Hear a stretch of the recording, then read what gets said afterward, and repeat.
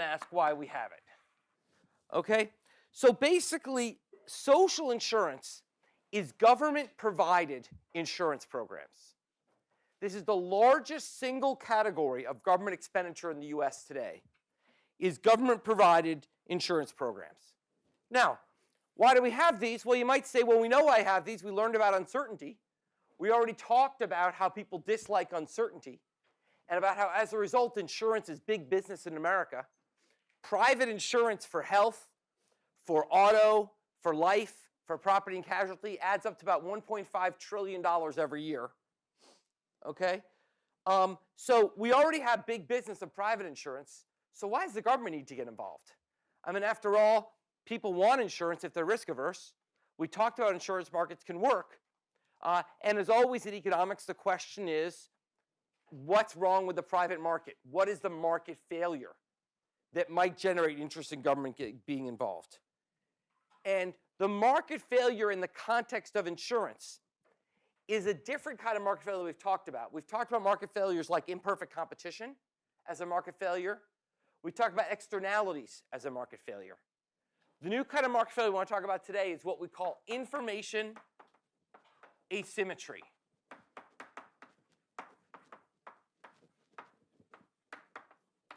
Information asymmetry. Okay? Basically, which is the difference in the information available to sellers and to buyers in a given market. So far in this course, we sort of assumed full information. We've assumed everybody knows everything. We weaken that assumption a little bit with uncertainty and say that people don't know whether they're going to be sick or healthy, but they still knew the probabilities. Now we're going to weaken it further by saying, not only is information imperfect, but different parties in a transaction might have different levels of information. And that's going to turn out to cause market failure. That information asymmetry will cause market failure. Now the math here is quite hard, harder than we do in this class. So we'll just sort of do this by an example or two. And the best example to start with is the so-called lemons problem that was laid out by the Nobel Prize-winning economist George Akerlof in 1970. Nobel Prize-winning economist and husband of former Fed chairman Janet Yellen, quite a power couple. Here's what Akerlof laid out. He said, let's look at the market for used cars. So this is the market for used cars as of 1970. There was no Carfax. There was none of this information. Okay, in 1970, when you went to buy a used car, you just sort of went and kicked the tires and decided if you were going to buy it. Okay? So this is a classic case of an information asymmetry in that someone selling a car knows what's wrong with it, whereas the person buying the car doesn't. Okay, all they do is sort of kick the tires and hope for the best. Okay, we don't. So basically, and in particular, sellers of cars might be selling them because they're not good. After all, why sell a car? Maybe because it's what's called a lemon. A lemon is something which is a poorly performing product. In this case, a car that's got something wrong with it. So when you go to buy a car, you're worried. You want to buy a car in the used car market, but you're worried, why is someone selling this car? You should be. Why is someone selling this car? If it's really in good shape, why would they be selling it? Therefore, as a result, Akerlof argued, there might be a collapse of the entire used car market. There might not be transactions that happen that can make both parties better off. Remember, a market failure is whenever the private market fails to maximize welfare. What that means is a market failure arises whenever the private market does not deliver all transactions that make buyer and seller better off. Okay? And so let's look at an example of this. Suppose that I have a 10-year-old car, and I keep it in pristine shape. Hint, that's not true for me. I'm terrible at cars. But imagine I was someone who wasn't. I kept my 10-year-old car in pristine shape. And let's say that a 10-year-old car in pristine shape and let's say I'm trying to sell this car. And let's say that I would happily take $5,000 for this 10-year-old car that's in pristine shape. So I would be willing to sell at $5K. And let's say that let's say Patricia, needs that used car, and she is willing to buy a car that's in good shape for $6K. So my willingness to provide, willingness to supply is $5K. Her willingness to pay is $6K. So that is a transaction that should happen. Given the quality of my car, given that it's in good shape, she is willing to pay $1,000 more than I'm willing to sell it for. So that transaction should happen, and it'll be welfare maximizing. But let's say that most 10-year-old cars are not in good shape. Most 10-year-old cars, in fact, are in kind of crappy shape. And in fact, for the typical 10-year-old car, to get it up and running well, you'd have to throw $2,000 in once you bought it. And Patricia knows this. She knows that for the typical 10-year-old car, she would have to put $2,000 in. So her willingness to pay is not $6K, it's $4K for an average 10-year-old car. Now I say to Patricia, well, that's an average 10-year-old car, but I have a perfect 10-year-old car. You don't need to put $2K into it. It's good to go. So why don't we split the difference? We'll pay $55K. And she says, no way. You're a damn liar. I have no way of knowing your car is better than average. All I know is the average 10-year-old car needs $2,000 of work, so I'm not going to pay more than $4,000 for your car. As a result, Patricia doesn't buy my car. And a transaction that would have made both parties better off does not happen. A transaction where if there was full information, like we have much more of today, where you can get the entire record of the car, all the crash it's been in, how much care it's taken care of, that problem would go away, should go away. Because now Patricia could look at my Carfax and note this in fact is a pristine car, and she's more willing to pay the $6,000 for it. But the bottom line is, in this world of 1970, this was a market failure because a transaction that made both parties better off did not happen because of imperfect information. Okay?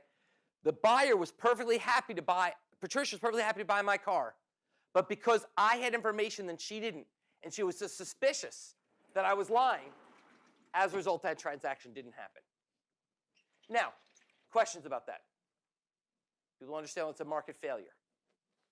Okay, now we come to insurance, the story is flipped. Now, it's not the seller that has the information, it's the buyer that has the information. In particular, when you buy insurance, you know how healthy you are. You know your genetic history. You know whether you're a risk taker. You know whether you're around a lot of snotty kids who might get you sick. You know a lot of stuff about yourself that the insurer doesn't know. As a result, the information asymmetry is flipped. With insurance, the insurer is worried that when you come looking for insurance, they're worried looking for insurance because you're sick. Now, you might be looking for insurance because you're risk averse, and that's great for insurers. We talked about insurance, how there's essentially a gain. I'm willing to pay a risk premium so insurers can make money by selling to me. But what if I'm not coming because I'm risk averse? What if I'm coming because I'm a huge skydiving fan? Okay, and you don't know that. You might be afraid to sell me insurance because you might lose money on me. Okay? So let's work out another example to show this. Imagine you graduate and you decide a great business model is to offer health insurance to recent MIT grads. You say, look, we're a bunch of kind of careful nerds. We're like not going to go skydiving. We're like just going to sit at our desks and work. Maybe there'll be carpal tunnel risk, but other than that, we're a pretty safe bunch. So I'm going to offer health insurance to recent MIT grads because they're a healthy group. And let's say, suppose that of every 100 MIT grads, 90 are healthy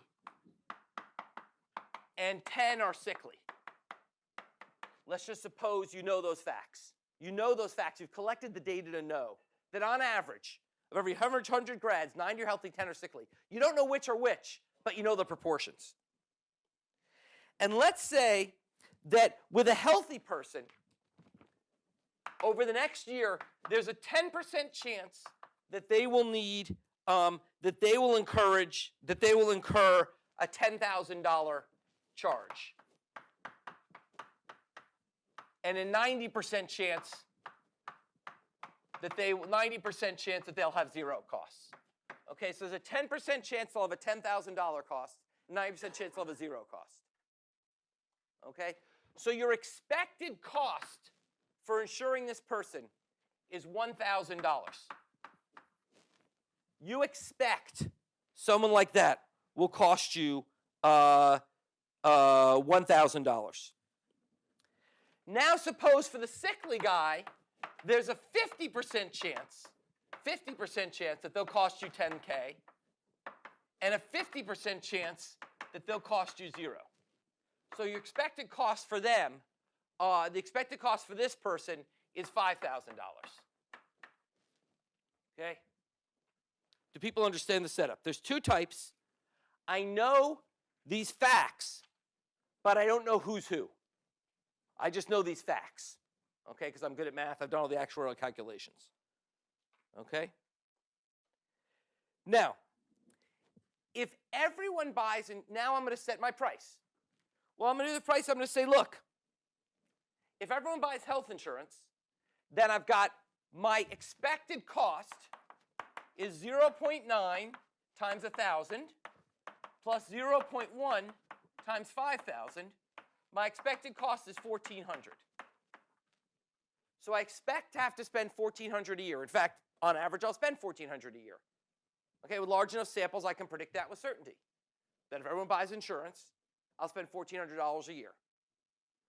So let's say you're risk neutral because you're rich, and so $1,400, this is sort of risk neutral for you. So you say, look, I'll set a premium of $1,500, and I'll make $100 per person.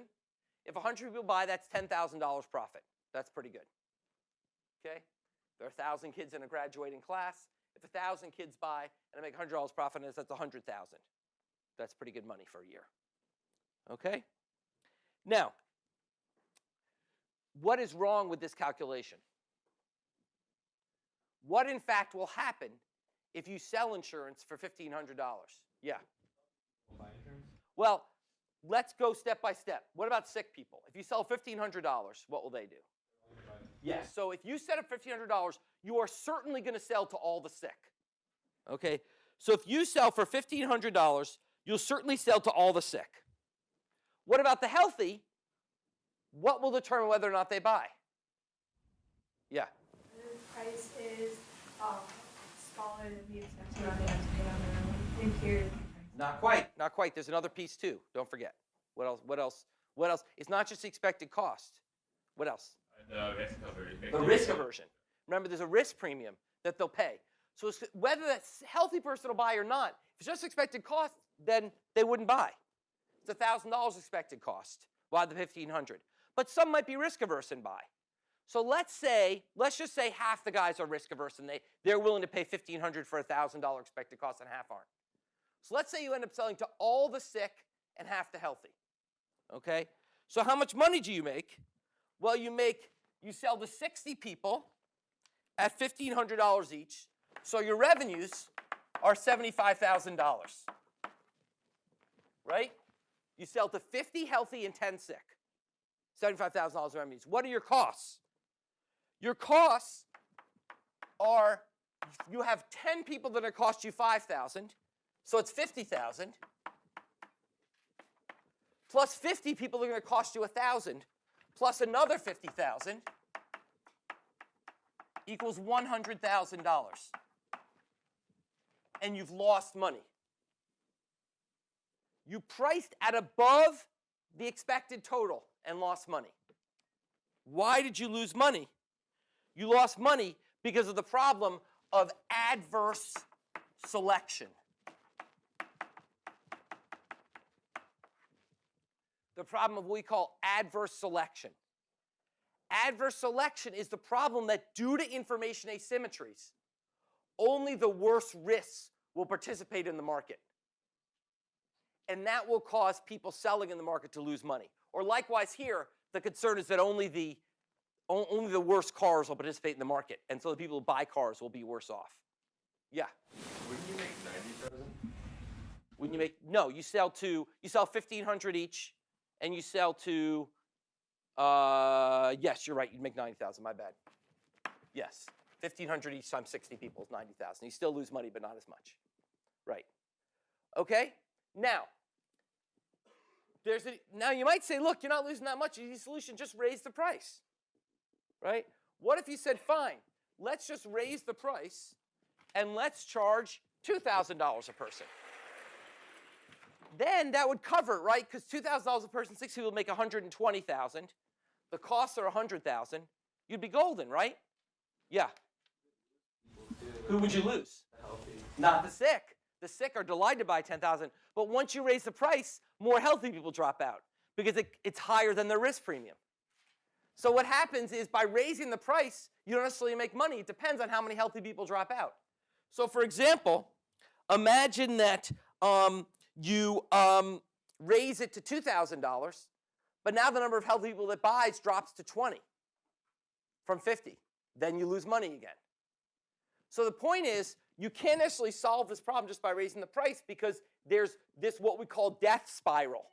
This is a term we call a death spiral, which is as you raise the price, you chase out the healthier people, which means you have to raise the price more, which chase out even more healthy people, and you end up in this death spiral. Okay? So that is the problem of adverse selection. And that leads you to say, you know what? I'm not going to offer this product. I can't make money on it. Because if I set the price, whatever price I set, I'm going to lose money. So I'm not going to offer the product. Therefore, the market has failed. A market that might have existed, on average, this was a market that made people better off. But the market that might have existed doesn't exist. Yeah. The death spiral, what is it like compared to like something that's equivalent in the equilibrium price market, for example, it's near 9,000 because all the 60 people will not drop out because they're shooting everyone. Right. So if you leave this alone, that's an excellent point. What should the new equilibrium be? The price spiral should continue until you've chased all the healthy people out. And then you price, but you'd have to price it then at what? 5,000 plus something. So as long as sickly people are risk averse, you could still make money. You could still make money if you sold, say, 5,500 with even modest risk aversion. Why is that still a market failure?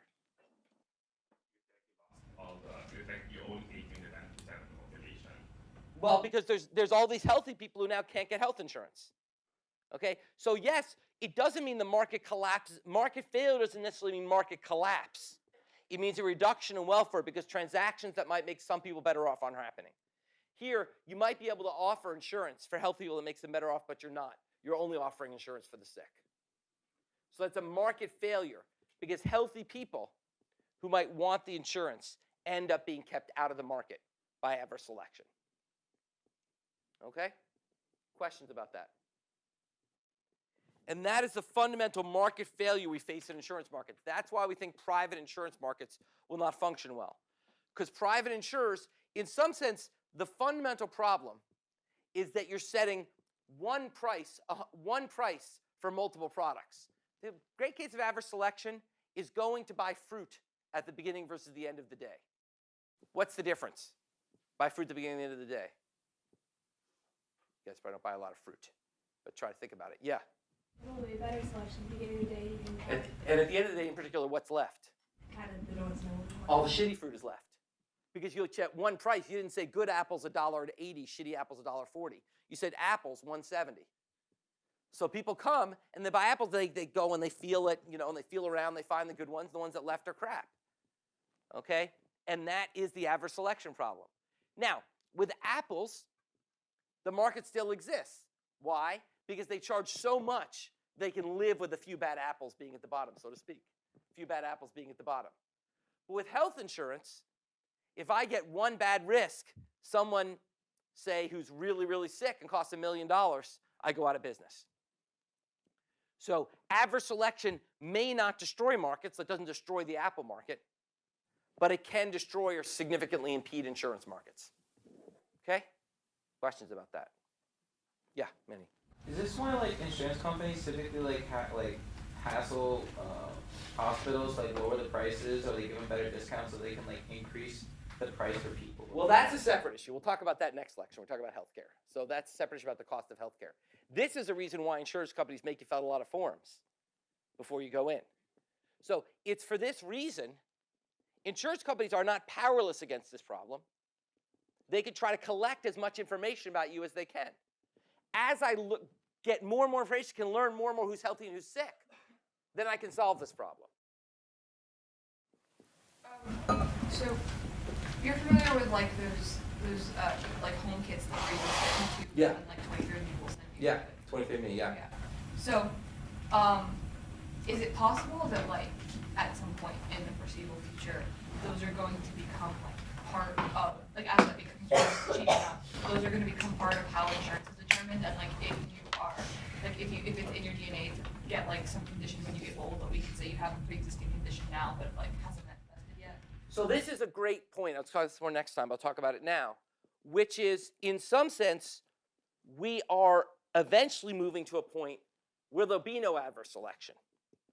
Now you might say on the one hand, that's because ultimately we'll know everything about you from the moment you're born, right? We'll know your genes. We'll know what's, now we won't know if you're a skydiver, but we'll know, we'll probably know genes to determine risk taking, and we'll charge more for people who like taking risks. So now the good news is that then I can make the market work. The bad news is in that world, how would I set my insurance? I would price this, I would charge, because what I would do is I'd say, your genes say you're healthy, so I want $1,100 from you. Your genes say you're sick, so I want $6,000 from you. So essentially, insurance wouldn't exist anymore. There'd be no insurance. What is insurance? Insurance is pooling people with different probabilities of adverse events and letting us all benefit from the fact that if it happens to us, at least we're protected. Well, if you charge me my expected cost, I'm no longer protected. So here's the example that makes it perfectly clear. One of the most famous examples. Ken Arrows, one of the great economists of the 20th century, died recently. He had his famous islands example. Ken Arrows' islands example is the following. Imagine there's two islands somewhere in the South Pacific that are very small. There's got one farmer on each. And the farmers know a hurricane is coming, and it's going to wipe out one of their islands, but they don't know which. They just know one's going to get wiped out. What will they naturally do? They'll naturally get together and say, look, I know it's going to get wiped out, but let's insure each other. If I get wiped out, you give me a bunch of your crop. If you get wiped out, I give you a bunch of my crop. That will improve both our welfare, right? Because getting wiped out is going to zero. You die. That's a terrible outcome. So that will improve our welfare if we insure each other. Now let's say a weather service comes along and provides information and tells you that Farmer A's island is getting wiped out and Farmer B's island is going to be fine. What has happened to welfare? It's gotten worse. Why? Because Farmer A goes to Farmer B, says, turns out I'm going to be wiped out. Farmer B says, well, see ya. I'm just going to keep consuming my high level. Farmer B is somewhat better off. Farmer A is dead. Okay? Total social welfare has fallen because of the concavity, because of diminishing marginal utility. More information has made us worse. We say more is better in economics. Once you get topics like this, you realize more is not always better. More is worse. More information has destroyed the insurance market that might function. So in fact, this issue I'm talking about is becoming paramount as we move more and more towards perfect information environment. Okay? So the kind of government policy I'm talking about next become critical as you move towards that environment. But first I want to make sure people understand why the private markets failed, why it's a failure. Okay, now, what can the government do about this? What are some potential government solutions? And we've tried all of these in the US and around the world. So let's talk about three categories of government solutions. The first is subsidization. The government could subsidize the purchase of health insurance. So for example, what if the US government said to all the MIT grads, I am going to give you a $400 tax credit that you can have or $500 tax credit if you buy health insurance. Well, if there's a $500 tax credit if I buy health insurance, then and I charge $1,500, then what's the effective price down to the healthy guy? $1,000. So he buys. Even if he's risk neutral, he buys, as long as he's a tiny bit risk averse. So I do sell to everyone and I make my money. So one way to solve this problem is to basically pay the health people to get into the market. They can't just give the money to health people, you got to give it to everyone because you can't tell who's healthy. But if we give everyone a tax credit, then we could bring everyone to the market and solve this problem. Well, in fact, we do this in America. It's actually perhaps the largest hidden government expenditure in our country, which is the tax subsidy to employer-sponsored insurance, employer health insurance. The tax subsidy to employer health insurance. What do I mean by that? What it means is the following. When MIT pays me in wages, I am taxed on that, like the taxation we talked about a couple lectures ago. When MIT pays me in health insurance, I am not taxed on that. So what does that mean? So if MIT comes to me and they say, would you like a $1,000 raise or $1,000 in orthodontia benefits for your daughter? I say, well, $1,000 raise at today's tax rates, I'm going to take home about $550. If you add up all the tax I'll pay, and that'll take home about $550. Okay? $1,000 orthodontia benefits for my daughter, I get the whole $1,000. So why not? So I got these cool braces. They spin and change color, and every 2 weeks she's in for a different kind of braces. It's great because it's free. Okay? So we do subsidize health insurance in America, and this amounts to, this program that I just talked about, amounts to almost $300 billion per year. We spend almost $300 billion per year giving a tax break to people to buy health insurance. Okay? So that's one tactic we take to try to solve this problem to get healthy people into the market. That's approach one. A second approach one can use to try to get people into the market is a mandate. Suppose I just pass a law that says everyone has to buy health insurance. Well, then I've solved the problem, right? I know what my expected costs are if everyone has to buy. I know my expected costs are $1,400, so I know I can make money at $1,500. Well, that's easier at one level, and I don't have to spend $300 billion, a lot of money. This costs me $0. It's harder at another level. Why? What's the problem with that solution? Yeah. Not have the money for insurance? Well, may not have it. That's right. What else? Yeah. He may not want it. The healthy people are going to be pissed. They're like, look, if I had chosen not to, you're going to basically, the mandate only has an effect if it changes people's behavior. If it changes people's behavior, you mean you're making them do something they didn't want to do beforehand. So the problem with that, the problem with this is you spend a lot of money. Problem with this, you piss off healthy people. Okay? The third approach we could do, okay, and there's lots of examples of the mandate. Obviously, we know about the health insurance mandate that was originally part of Obamacare, but that's not the biggest example. The biggest example in the US is what's called workers' comp insurance, which is insurance that you have for on-the-job injuries. If you get hurt at work, your employer pays money so that you get reimbursed it pays your medical bills when you get hurt at work and gives you partial replacement of your wages. That is mandated insurance on all employers in America, except in Texas. Texas, they can choose. Every other state, it's mandated. Mandated insurance, every employer in America, they have to buy workers' comp. So we have examples of that, and that's an $80 billion a year program. That's a big deal. Finally, we could just provide the insurance. That's actually the most common thing we do in America. Social Security is our program that provides insurance for the elderly for the costs for survival after retirement. Medicare is insurance for the elderly that we provide. Unemployment insurance is insurance we provide against losing your job. Disability insurance is insurance we provide against having a career-ending disability. So this is actually the most common thing. Indeed, provision of social insurance in America costs more than private insurance. So we spend about $1.5 trillion on private insurance in America. Social insurance is probably about 1.7 to $2 trillion, depending how you measure it. So actually, this is the biggest thing we do is we just provide insurance. Okay, and that is that's a very large that's a very large solution. Now, once again, what's the problem with this? Well, you don't make the healthy people unhappy because you just give it to them. The problem is you have to spend money on this. This is $1.7 trillion in taxes we've got to raise every year. That's non-trivial. Okay? So basically, each of these solutions has potential problems. So the adverse selection problem will cause the private market to fail. There are potential government solutions, but each have limitations. This one's pretty expensive. This one's super expensive. This one pisses off healthy people. Okay? Now, you'll note the middle one, the piss off healthy people, is kind of subtle. You don't see a lot of healthy people railing against mandated provision of workers' comp, like they did against the health insurance mandate, because people don't know. Okay, so in some sense, this one's a little bit subtle, okay, because people have to know that basically it's sort of crazy that I'm paying taxes every year. I'm never going to get hurt at work. Am I going to like slip at my desk or something? Never going to hurt at work, but I pay taxes all the time just in case someone else at MIT gets hurt. Some of the janitorial staff has a risk of being hurt. I'm paying taxes in case the janitor gets hurt. I should be upset about that, but I'm not. And in some sense, it's about kind of what people know and what they don't. Okay? So that is the basic argument for social insurance. But when we provide social insurance, despite all these problems, we enter into a fundamental trade-off, which is let's decide we've determined some optimal government policy. Let's decide that the market's failed, so we're going to do one of these things or some combination and solve the problem.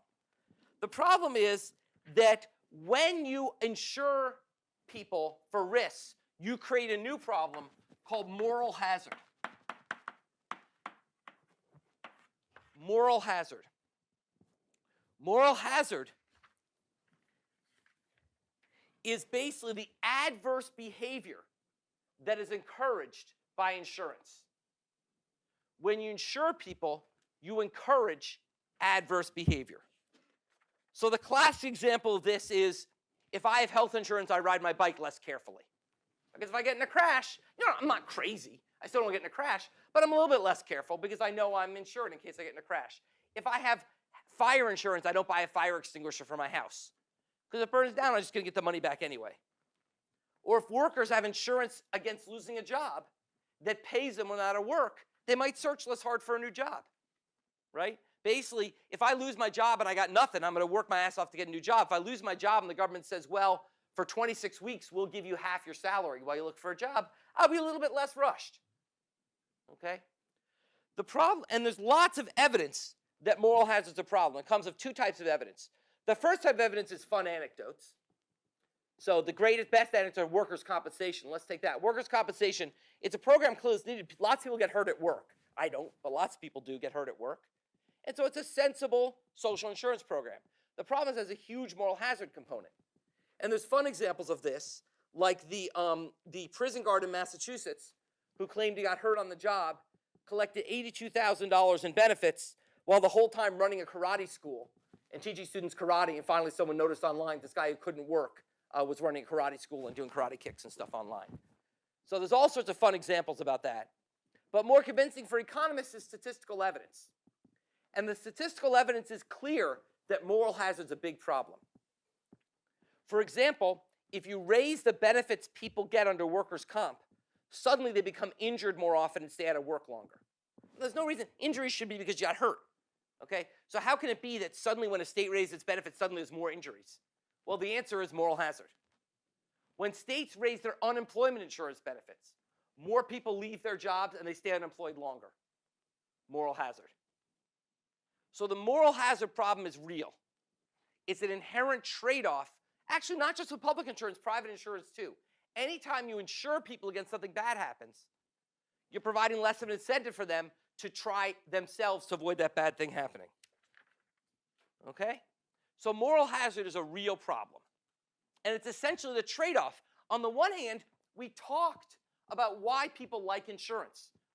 We talked about why people like private insurance because of risk aversion. We talked about why government intervention insurance markets is necessary. But that comes with a trade-off, which is the more insurance you provide, the less people will take care of themselves. And that's the trade-off. Okay? Now, why do we care? Let's just step back and say, okay, that's like an interesting economics concept, but why do I care? Why do I care if someone stays out of work longer or fakes an injury or whatever? Why do I care about this? Why is this a problem? Well, it's a problem for two reasons. Well, there's two costs to moral hazard. The first cost to moral hazard is lower efficiency. And the best way to see this is just to think about the economics of the consumption-leisure trade-off. Okay? Think about how I make my decision of how hard to work. Okay? Basically, if there's no insurance, no social insurance, no workers' comp, no employee insurance, how do I choose how hard to work? How do I choose how hard to work? How do I do that? What's the trade-off I consider in deciding how hard to work? Yeah. Consumption versus leisure. Consumption versus leisure. In particular, I will trade them off until the marginal value of the next hour of leisure, equals the wage. Because the marginal value of leisure is above the wage, I should work less hard. That means I'd rather be at home. If the marginal value of leisure is below the wage, that means I'm just wasting my time at home. I should work harder. So I'll continue to trade off work and leisure till the next hour of leisure makes me just as happy as the next hour of working. Okay? And that is the efficient outcome. That is the socially efficient outcome. Because leisure is not a social bad. There's nothing wrong with leisure. Okay? People value leisure. They should get to trade off the leisure versus what they get from working till they choose the right amount. That's what makes society best off. Now, what happens if I say, well, if you sit at home, you're also going to get a check from the government? Well, now what's my new equation? Well, now if I work, I still get the wage. But what happens if I sit at home? I get the marginal value of leisure plus the government check. So now I sit at home until this equation's true. Which means that I sit at home until the marginal value of leisure equals the wage minus the government transfer. That means the marginal value of leisure will be lower than it would be without the government transfer. Which means I work what? More hard or less hard? If the marginal value of leisure is forced down, that means I'm doing what? Someone raise their hand. Yeah. More leisure. More leisure. Because remember, there's diminishing marginal values of everything. So I'm taking more leisure, less work. So the government is causing me to work less by essentially saying, look, I'm going to reward you more for staying at home. What does that do? That means that people work less than is socially optimal. This is the social optimum.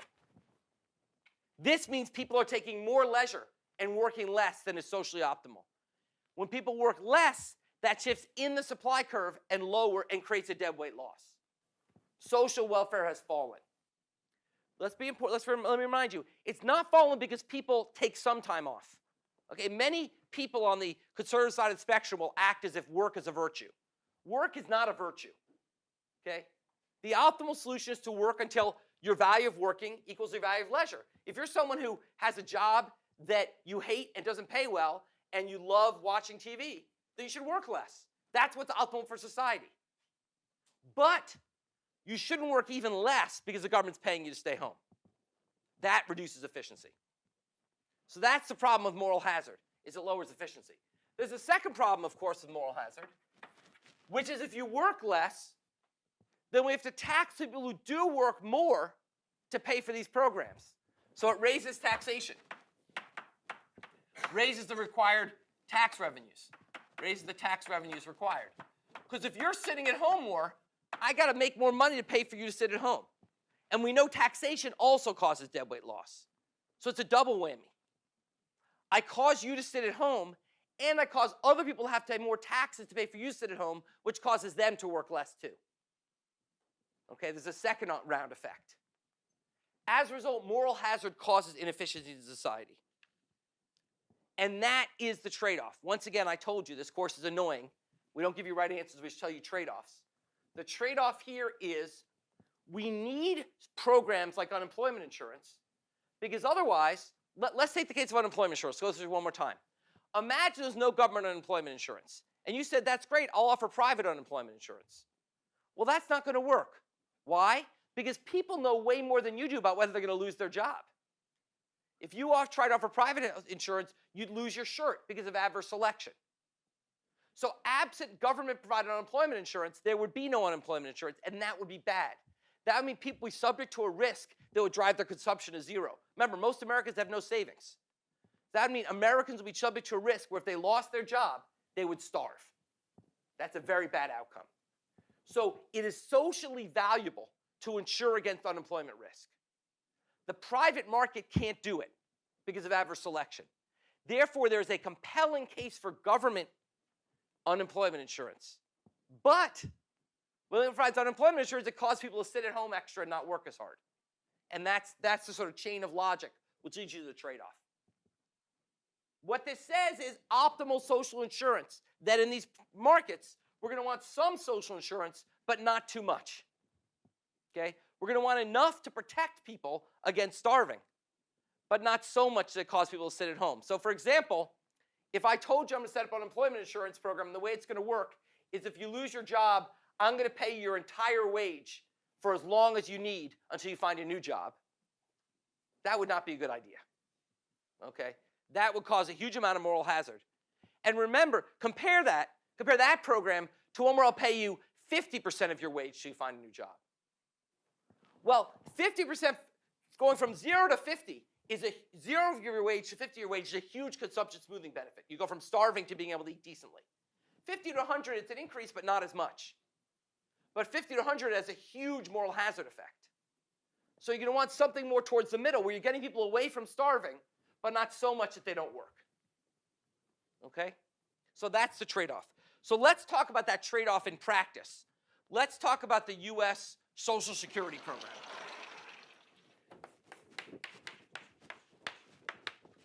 The Social Security program in the U.S. Okay? Social Security is our biggest single social insurance program in the U.S. It's currently the Social Security program is about $800 billion per year. That's real money. That's even more than Jeff Bezos has. Okay? $800 billion a year. Okay, that's more than he's worth, and it's every year. Okay? What does this program do? What this program does in a nutshell is it insures you against the income loss you're going to face when you retire. Okay?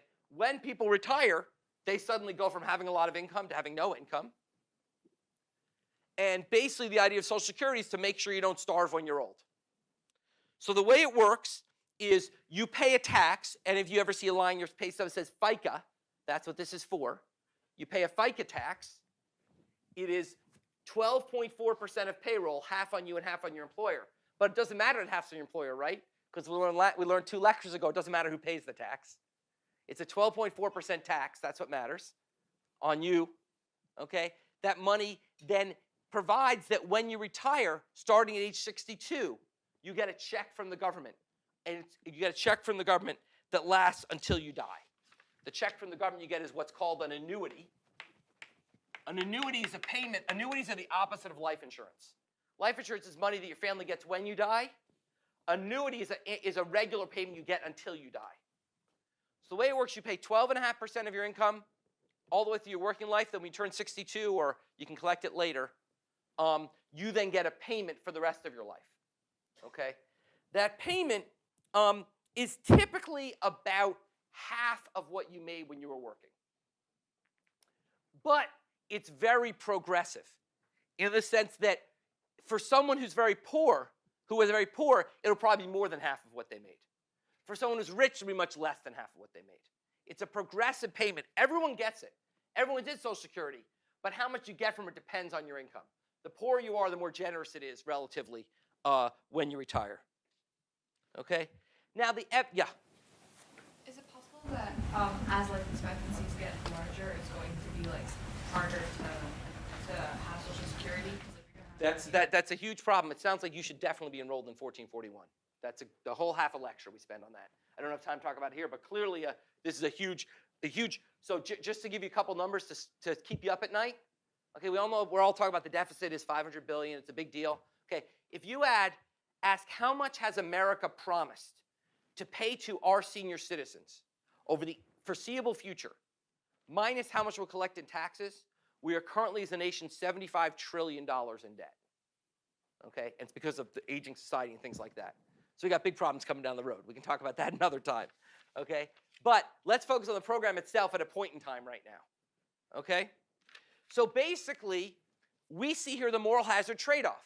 On the one hand, we don't want people to starve when they're old. On the other hand, if I pay you once you're retired, that could cause you to retire. If I say, once you're retired, you're going to get a check for 50% of your wage, you might say, well, 50% of my wage isn't that much, but I really don't like working. I'd rather just hit the links at 50% of my wage. So that's the trade-off. Okay? Now, how do we think about evaluating that trade-off? Well, evaluating that trade-off, different countries think about it differently. In the US, we think about it in what I would say is a fairly rational way, which is let's consider your decision to retire at 62 versus 63. The way it works in the US, we say, look, if you work 1 year more Since it's an annuity, you will get one less year of payment, right? If you start it 1 year later, you're going to die at the same time. You get 1 year less.